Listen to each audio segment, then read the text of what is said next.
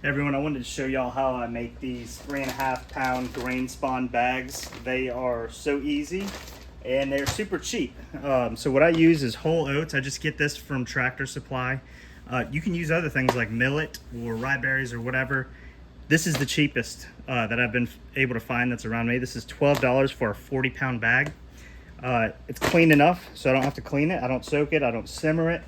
What I do is I take these bags. These are I think they're 6x5 by 20, and I take a 48-ounce container here, stick it on my scale, zero it out, and I just take this container right here, come in, let's see if I can get it out of the way. I have another container here, and I just kind of top it off. And what's great about this container is if I throw it on this scale here, you can see it's right at 2 pounds, or right above 2 pounds, so I can take a little bit out. We want 2 pounds of dry whole oats, something in that area. So I'll just scoop all that out, put that to the side, take my bag here, throw it over the top,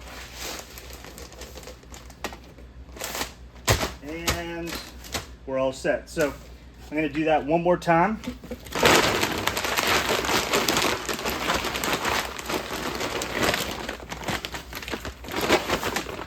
Right here. I will get a full scoop on that one, so I need to keep topping it off.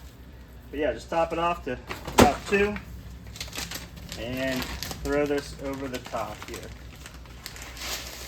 All right, so we got 2 pounds of oats in here. Next thing I'm going to do is I'm going to have just a container like that. We're going to zero it out.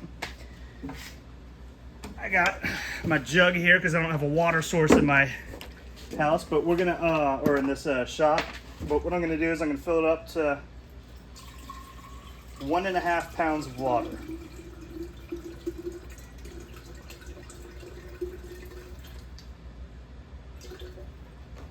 There we go, just over 1.5, close enough.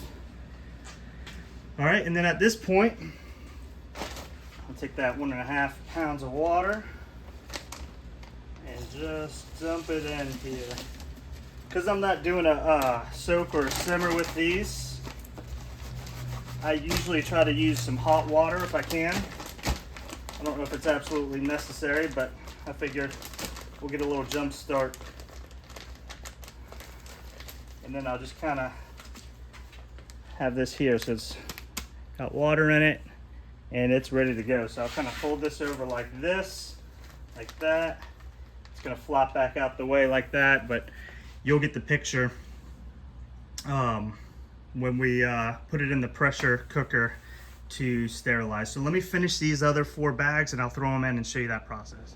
All right, time to load it into the PC. So I have this right here. It's a little messier because I use it so much, but just put some bolts in here so it can be a little elevated out of the water.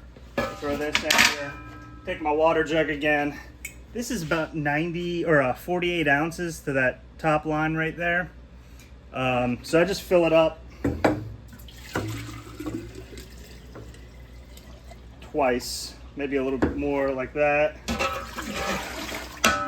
So yeah, I put a little bit more than 96 ounces of water in here because we're going to run this thing at 15 psi for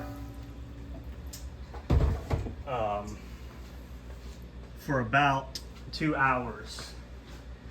Let me grab these racks here. So what I'll do is I'll just take this here and let me see if I can get a better view of what this looks like for you.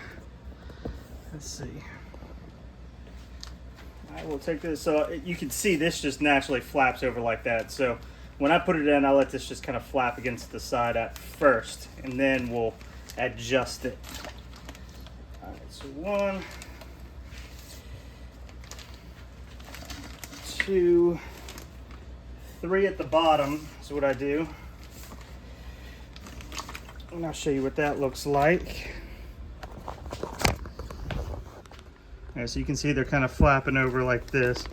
But we're gonna layer this thing. So what I do here is I take one of these. See if I can do it with one hand. I flap these down and then set this tray over the top of it. Let me do that really quick here.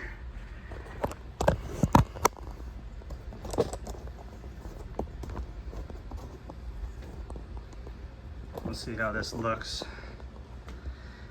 Yeah, but yeah, basically just kind of that down, that down, that down, just to keep these things kind of sealed. And then we'll stick our next two. So I can do up to about 6 or so in here. If I wanted to be aggressive, I may be able to fit more, but I don't think that's super necessary for me, because 6 3.5 pound bags of grain spun is a good bit. So I'll throw this over the top and we're ready to start sterilizing this. All right, so we got our flame here. I'm just using a propane tank. Pretty disgusting looking thing, but yeah, this is, you want to keep this at about 12,000 BTUs if you're using one of these aluminum Presto pressure cookers, because you don't want to overheat it and mess up your pot. But yeah, this is about 12,000 BTUs. It'll get this thing up to heat, and what we'll do is we'll just let it sit here. So when this starts having a steady stream of steam, we'll let it keep doing that for about 10 minutes, and then we'll throw our weight on, get it up to 15 psi, and we'll let it ride for 2 hours. Well, that's going. I just wanted to show you this block right here. This is blue oyster mushroom. So I've been doing this for, gosh, a while now, this method. It's so easy, and I've never had any contamination. It's just way more simple to do it this way, and I just don't think it's worth spending all the time cleaning and simmering and all that stuff when this works. Steady steam going for a while. We'll just throw this on top and we'll bring it up to 15. All right, we've been at 15 for about 2 hours or so. So we're just gonna kill the flame, let it come back down to temperature, probably about an hour or so, hour and a half, and we'll come back to it. We'll seal our bags in there and we'll shake them up. That way it'll distribute the moisture. Be right back. All right, so yeah, about an hour and a half or two after it comes out, or after we turned it off, we're just gonna come over here. I'm gonna seal this side. So this thing's a little bit older, a little bit cheaper. So I usually hold it for a little bit and pop it up, and I flip it over on this side as well. Just hit both sides to get a good seal. But yeah, so we'll hold it over. Depending on how hot it is, the hotter the better. You may need to get some gloves like this. But what I'll do is I'll just take this here and I'll just kind of mix it up a little bit inside there. Obviously water will sit at the bottom a little bit more than it will at the top when it's cooking in there. So doing this just kind of mixes everything up a little bit better.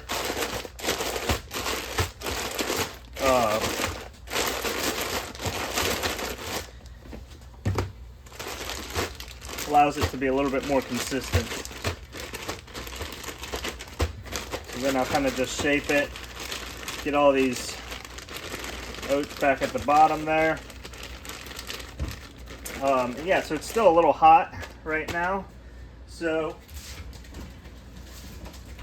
we'll just let it cool probably overnight before we decide to put any liquid culture or anything in there for it to colonize. But one thing with these bags is I will take one of these and just throw it over it. That's a injection port right there, and that way it's I guess a self-healing injection port. They're pretty cheap, so you can order these online. But yeah, so we'll just let this sit overnight. We'll let it cool, and then we'll shoot some spores into it. But yeah, overall, this process is just so simple. So much easier than having to you know, pull these out, simmer them, clean them, all that stuff.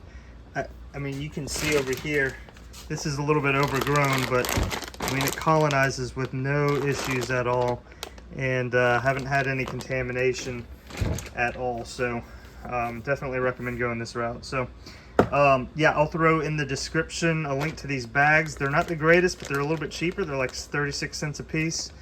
And I will throw a link to these as well, these injection ports. And yeah, hit a like and leave a comment if you have any questions about the process.